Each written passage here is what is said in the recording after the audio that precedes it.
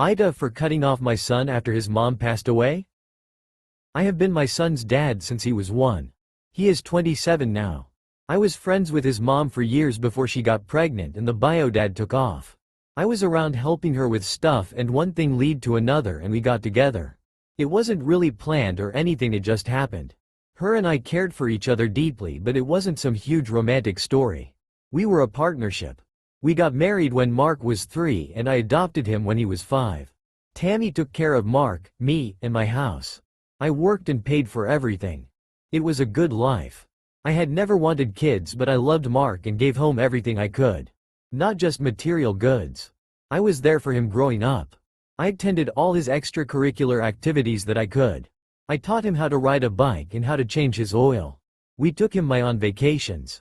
I made sure that when he graduated from university he was debt-free. He was always a good kid. University changed him. He became distant. He would call to talk to his mom but not me.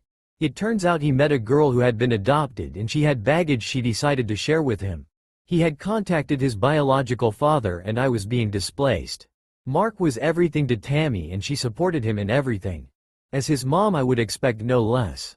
But it still hurt to be cut out of his life. When Tammy got sick, Mark and I would see each other when he came to see her, but we would barely talk. When she passed away I saw him at the funeral and then only heard from him to settle her estate. Which was not much. She had a very small life insurance policy that she left Mark. Everything else was mine. Her bank account only had the money we budgeted for her. There wasn't much in it because she had been subsidizing Mark's life since he graduated.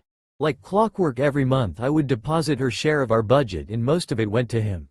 Tammy and I had a separate life insurance policy that we set up. It was more substantial than the other one. We originally set them up in case anything happened to us, the other could have money to live and take care of Mark. I was the beneficiary since I was paying for it. Now that his mom is gone and not helping pay his bills, Mark is calling me for help. I said no. I said he had the money from his mom's life insurance. Everything else is quite literally mine. Even the car she drove was leased by me. He is upset with me and said that I obviously had never thought of him as a son if I was willing to do this. I told him to ask his bio-dad for help since that's who he wanted in his life. His wife, Sarah, the girl from university, called me and said that I would be cut out of their lives and that I would never see my grandchildren. They don't have kids yet, but I suppose they are planning on a family. I told her that I was okay with that. And I am. I miss Tammy, but I'm okay. I have my dogs and my job.